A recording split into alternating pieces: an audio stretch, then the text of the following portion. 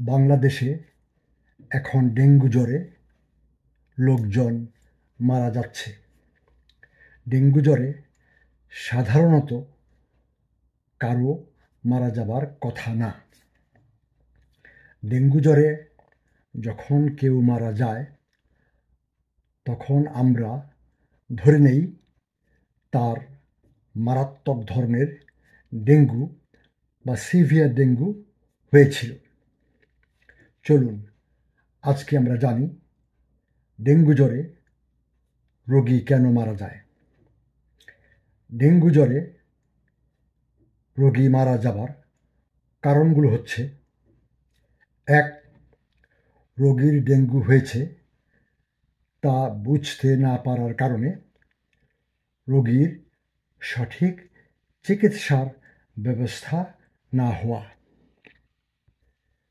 ২. রোগীর রক্তের চাপ বা ব্লাড প্রেশার খুব কমে যাওয়া। ৩. রোগীর রক্তের চাপ দীর্ঘক্ষণ খুব কম থাকা। ৪. রোগীর ভেতরে রক্তক্ষরণ বা ব্লিডিং হচ্ছে এটা বুঝতে না পারা। ৫. রোগীকে স্যালাইন ইত্যাদি বেশি দিয়ে ফেলা। ৬.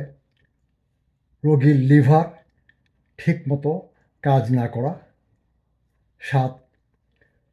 রোগী চিকিৎসা গ্রহণকালে অন্য কোনো জীবাণুর দ্বারা আক্রান্ত হওয়া।